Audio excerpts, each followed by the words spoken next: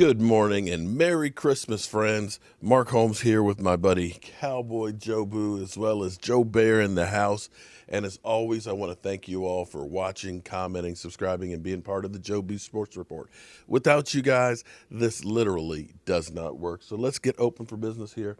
And let's wake up these football guys. Wake up here this morning. Wake up, guys. Wake up on this Christmas Day. Merry Christmas to each and every one of you guys, girls, and children. I hope everybody gets everything that they wanted for Christmas. It's kind of funny because very rarely do we actually have a white Christmas.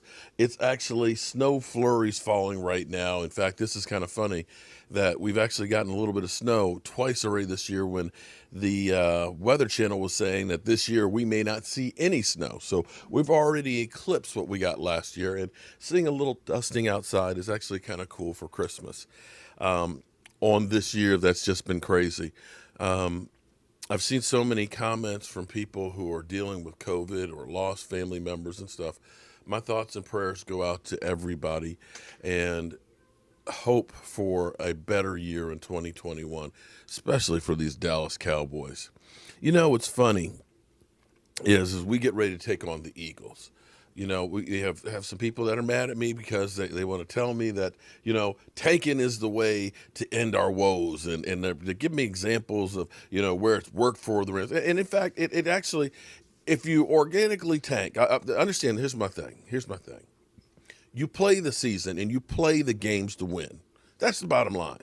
You do everything else. You don't go out there and say, you know what, we're going to try and lose this one. We're going to go ahead and we're just going to call it vanilla everything, and we are physically going to try and lose.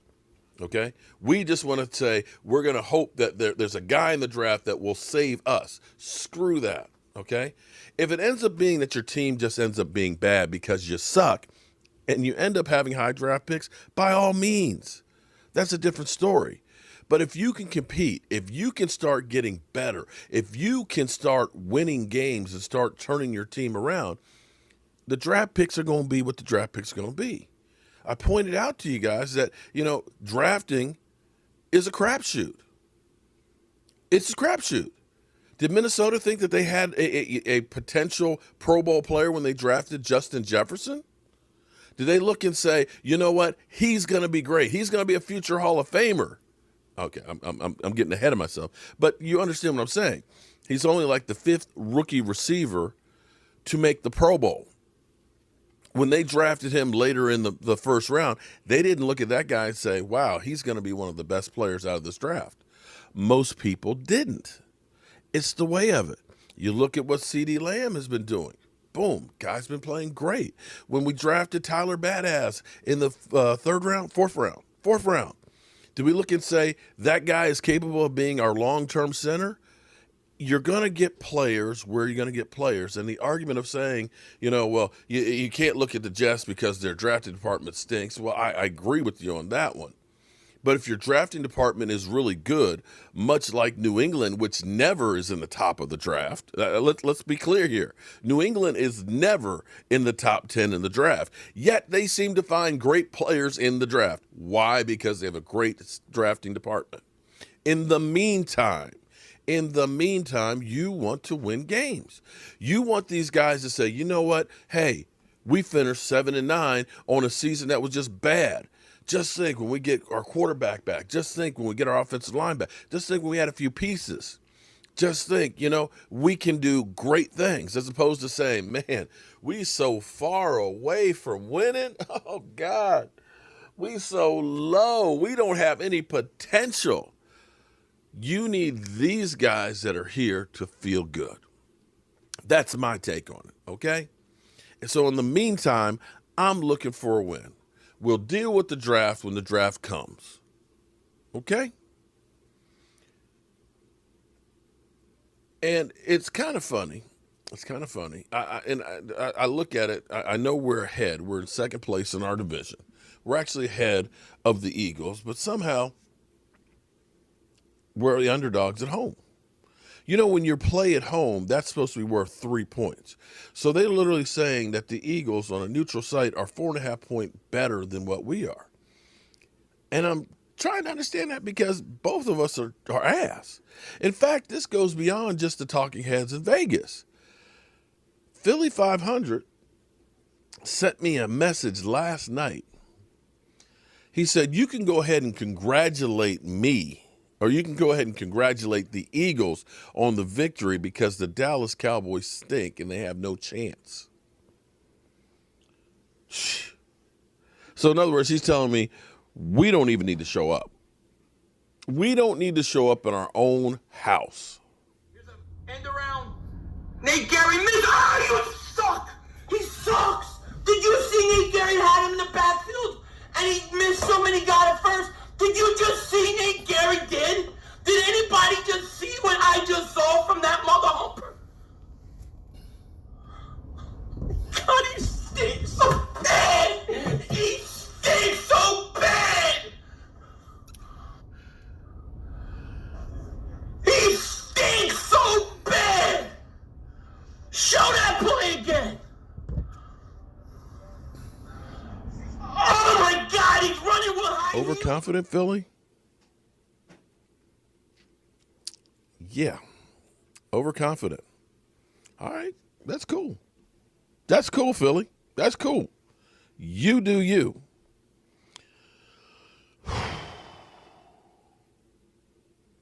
Football is a crazy game. Now, I'll admit, this matchup for the Cowboys is going to be difficult because we are having problems stopping the run. In fact, stopping running quarterbacks that can move around, and a good running back. And so they have Miles Sanders and they have Jalen Hurts. Hurts, young body who's been running for his life, but unlike Carson Wentz, can run real well. Instead of taking those sacks and those fumble sacks that Carson Wentz is taking, Hurts is actually taking it upfield and getting yards. And this has been the problem for the Dallas Cowboys all along. Now, we've had a few spots where we played better than others, but the run is still the killer. For the Cowboys to have a chance in this game, we have got to have run lane discipline. We have to keep integrity when we pass rush. Too many times, here's what happens. You can have 10 guys do the right assignment and have one guy off.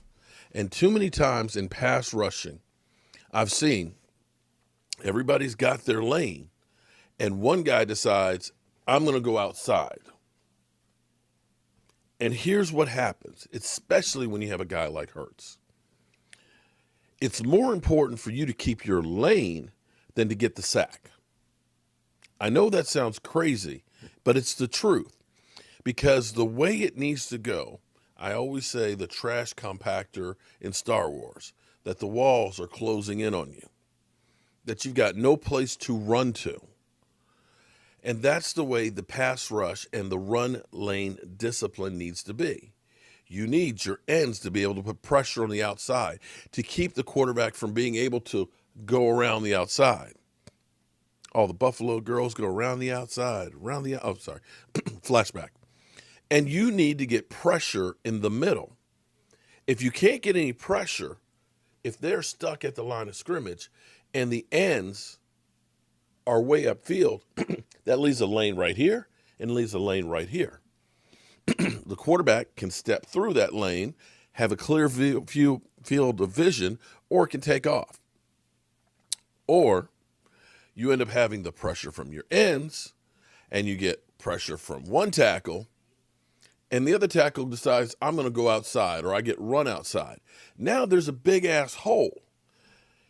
And because the linebackers are chasing the guy in the slot, the cornerbacks are man-to-man with the receivers, now all of a sudden there's a big-ass lane where the quarterback can run up the middle or sets up the screen. Or it gives him time that he feels, okay, I can hold on for a second, give my receivers a chance to break open. I can step up in the pocket and clear these guys out here. And this is where one of the things, along with tackling, angles of pursuit, that is fundamental that we must do better. I need Neville Gallimore to make sure he gets that push, but to make sure he keeps his gap integrity. I need, Alden Smith and D-Law to get upfield. We know that Malik Collins. Well, I think he's still out too. But Antoine Woods is out as well. I'm not sure who's stepping in for that spot, but the same thing. We must get pressure in the middle, and more than anything else, keep that lane integrity and keep the man in the pocket. Because if we can't, Philly 500 will be right. I'll need to go ahead and congratulate the Eagles on the victory. And I really don't want to do that. And for me, I know the Eagles will have a high draft pick, but, we look at the Eagles. Just because they have a high draft pick doesn't mean they're going to do anything with it. They ended up taking Rhaegar. Justin Jefferson was right there, right? Right after. Right literally after. And it even goes even beyond that. The year before, they took Whiteside. DJ Metcalf was drafted right after him. So the Eagles having a high draft pick doesn't necessarily mean that they're going to be able to do anything with it. They keep making the wrong moves. I trust the process of the guys that we have picking the players. That's never been the issue for me. Would I like to have a high draft pick? Sure, I would love to have that. But right now, I want to win.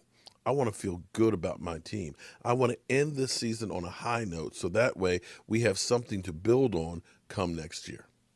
So we have a difference of philosophy. It doesn't mean that I'm mad at you, I don't like you, or we need to hate each other just because we disagree. This is the way I feel. And you can feel the way you want to feel. But I hope that you have a very Merry Christmas. I'm Mark Holmes, and I'll be seeing you later on today.